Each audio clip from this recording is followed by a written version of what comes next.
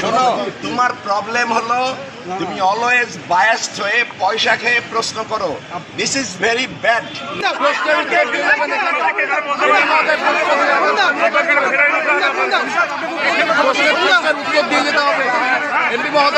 এভাবে গণমাধ্যমকে অ্যাটাক করতে পারেন না। আমি তোমাকে বলি না যে আমার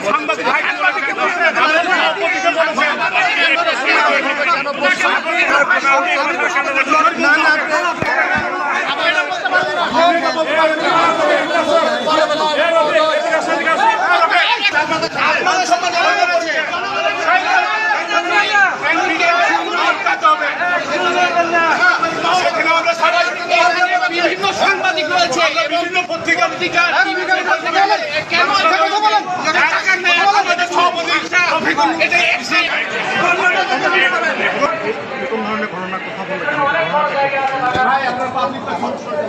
কি মোবাইলে কথা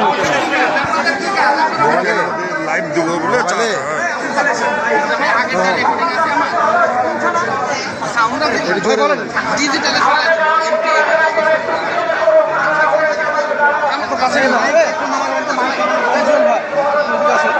সবাই নিন, আমরা সবাই নিই, প্রতিবাদ না করলে হবে।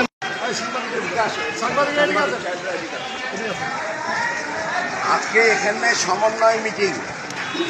এই মিটিংয়ে এই লোকগুলো কারা? এই অবৈধ সমাবেশটা কিসের? আমি ইউনো সাহেবের কাছে প্রশ্ন করলাম, তাকে আমি 2 বার রিং করেছি যে এই সমাবেশ হটাও, এটা আমাকে হত্যার উদ্দেশ্যে এই সমাবেশ করা হয়েছে এবং এতে ইউনো সাহেব ইনভলভ কিনা আই ডোন্ট নো, বাট তাকে আমি 2 বার রিকোয়েস্ট করেছি এগুলোকে হটানোর জন্য। না, আজকে এখানে মিটিং আছে, যদি হয়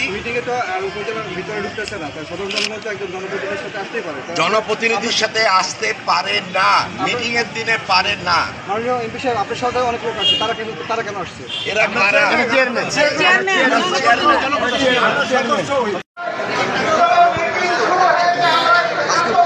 দায়িত্ব গ্রহণ করবে, সেই কারণে এমপির লোকজন করতে পারে, অথবা হচ্ছে যে উপজেলা চেয়ারম্যান আসবে, এই নিয়ে পক্ষের মধ্যে সেই ইনফরমেশন নিয়ে আমরা এখানে আসি। আসার পরে দেখলাম যে এমপি ঢুকবেন, তার আগে সেখানে সোহেল নয়, ডেভেলপমেন্ট সোহেল, তার পক্ষের লোকজন এখানে উপস্থিত হন।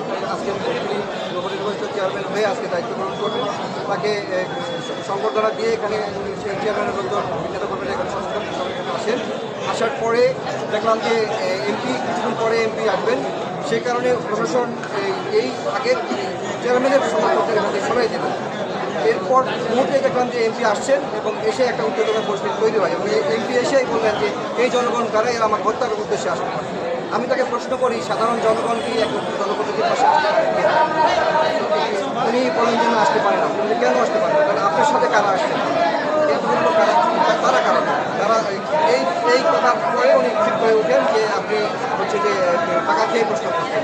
এটা বুঝলাম, তার টাকা খেয়ে প্রশ্নের উদ্বেগ থাকে। সাধারণত উত্তেজনা পরিস্থিতি তৈরি হয়, গোদাগাড়ি লোকজন হিসেবে সাধারণ মানুষ তাদেরকে নিজের প্রশ্ন উঠে যে একজন জনপ্রতিনিধি এমপি সদ্য নির্বাচিত হলেন, তিনি একজন সদ্য নির্বাচিত চেয়ারম্যান, এই সাধারণ গোদাগাড়ির মানুষ যদি এমপিকে হত্যার উদ্দেশ্যে আসে, এই প্রশ্নটা আমরা করতেই পারি যে কেন, তাহলে আপনার সাথে কারা আসছে, তার সাথে কারা আসছে, এই প্রশ্নটা আমরা করতেই পারি সাংবাদিক হিসেবে। এটাই যে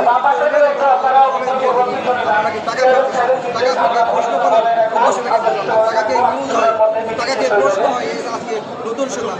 এবং এর আগেও দেখবেন এই যে বিতর্কিত এমপি একজন ফারুক চৌধুরী, ওনাকে নিয়ে নানা বিতর্ক আছে। এই বিতর্ক তার মন্তব্যগুলো এর আগেও দেখবেন বিভিন্ন মিডিয়ায় তার মন্তব্যগুলো আসে, অকথ্য ভাষায় তিনি সাধারণ মানুষের গালাগালি করেন, এখানকার লোকজনকে মারপিটও করছেন, বিভিন্ন মিডিয়ায় আসছে। উনি কিছুদিন আগে কয়েকজন চেয়ারম্যানকে একজন অধ্যক্ষকে পিটিয়েছেন তার কার্যালয়ে, এই ধরনের রেকর্ড আছে। উনি কি মনে করছিলেন হয়তো যে তার জনগণ হয়তো তিনি আমাদেরকে হয়তো পেটানোর চিন্তা ভাবনা করেছিলেন। আমাদের সহকর্মী এখানে অনেকে আছি, আমরা রাজশাহী থেকে বা উপজেলার সাংবাদিক এখানে অনেকে আছেন, সবাই এর প্রতিবাদ করে উনি এখান থেকে অনেকটা পালিয়ে চলে যান। এখান থেকে আমাদের টোপের মুখে পড়েন, সাংবাদিক টোপের মুখে পড়েন, যে এখান থেকে দড়াই পাড়ায় চলে যান এমপি। তো আমরা এর ধিক্কার জানাই। এই ধরনের জনপ্রতিনিধি হওয়ার কোনো যোগ্যতা রাখে না, যারা সাধারণ মানুষের মানুষের ভাবমূর্তি বোঝে না, মানুষ কি চায় সেটা বোঝে না। এই ধরনের মানুষ কখনো এমপি হতে পারে না সংসদ। এদেরকে আমরা চাইবো মাননীয় প্রধানমন্ত্রী জননেত্রী শেখ হাসিনা তিনি এই ধরনের এমপিদের বিরুদ্ধে ব্যবস্থা নেবেন, যারা সাধারণ মানুষকে দেখে, জনগণকে দেখে, আওয়ামী লীগের শত শত নেতাকর্মীদের দেখে ভীত সচেষ্ট হয়। তারা কিভাবে নেতৃত্ব দিতে পারে, তারা কিভাবে জনপ্রতিনিধি হতে পারে, এটা আমাদের শঙ্কা আছে। এবং এরা কিভাবে এমপি হয়, এদের নির্বাচন প্রক্রিয়াটি, এদের এমপি হয়েছেন কিভাবে, এদের যোগ্যতা নিয়ে আমাদের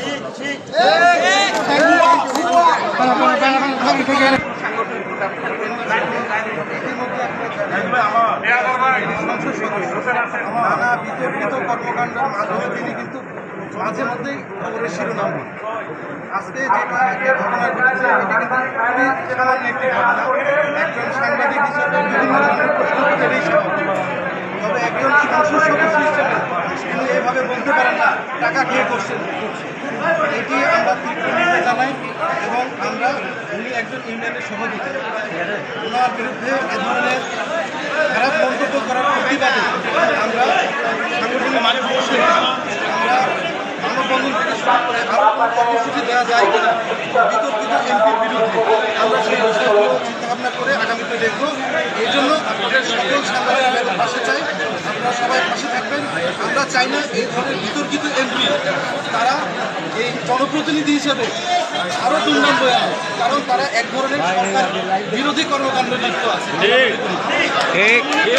এ ধরনের এমপি তারা তাদের কাজের যে যোগ্যতা সেটি কিন্তু হারিয়েছে। আপনারা দেখলেন আজকে সামান্য ঘটনাকে কেন্দ্র করে তারা কীভাবে মৃত সন্তান একজন এমপি এ ধরনের কর্মকাণ্ড আমরা কখনোই স্বাভাবিকভাবে মেনে নিতে পারি না।